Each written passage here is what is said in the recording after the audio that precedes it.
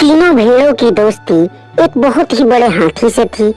वह चारों एक साथ ही जंगल में इधर उधर घूमते थे, इसलिए उन तीनों भेड़ों ने अपना प्लान उस हाथी के पास जाकर उस हाथी को बताया।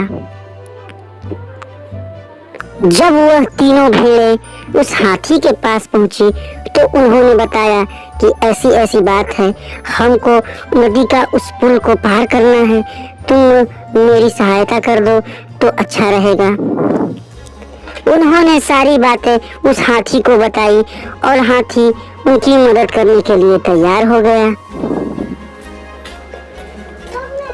भेड़ों की बातें सुनकर हाथी समझ गया कि उसे क्या करना है।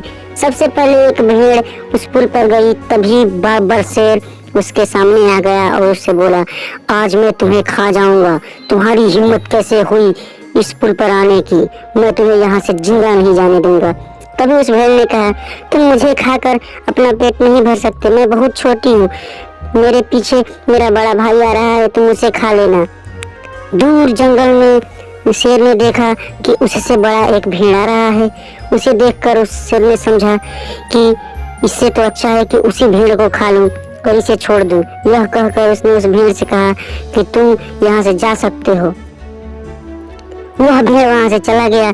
दूसरा भेड़ उस शेर के सामने आ गया और उसे देखकर शेर ने कहा, अब मैं तुम्हें खाकर अपनी भूख को मिटाऊंगा।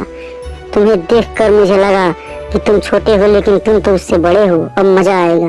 तभी उस भेड़ ने कहा कि मेरे पीछे मेरा और बड़ा भाई आ रहा है, वो मुझसे ज्यादा बड़ा है, तुम उसे खा लोगे और हो सकता है कि तुम्हारे कई दिनों के खाने का प्रबंधन हो जाए। यह उसे देखकर भेड़ ने शेर ने उसे भी जाने दिया और तीसरे भाई को पकड़ लिया और कहने लगा कि मैं तुम्हें खाकर अपनी भूख को मिटाऊंगा, अब तुम्हें मुझसे कोई नहीं बचा सकता, तुम्हें मैं मारकर अभी खाऊंगा और 2-3 दिन के लिए अपने खाने का प्रबंधन भी कर लूंगा। तभी उस भेड़ ने कहा कि वो देखो मेरा दोस्त एक बड़ा सा हाथी आ रहा है, वो मेरा दोस्त है, तुम हम तीनों भाइयों को छोड़ दो और उसे खा लेना, उससे तुम्हारे महीने दिन के भोजन का प्रबंधन हो जाएगा। हाथी को आता देख शेर के मुंह में पानी आ गया और उसने उस भेड़ से कहा, तुम ठीक कहते हो, तुम चले जाओ यहाँ से, मैं उस हाथी का ही शिकार करूंगा।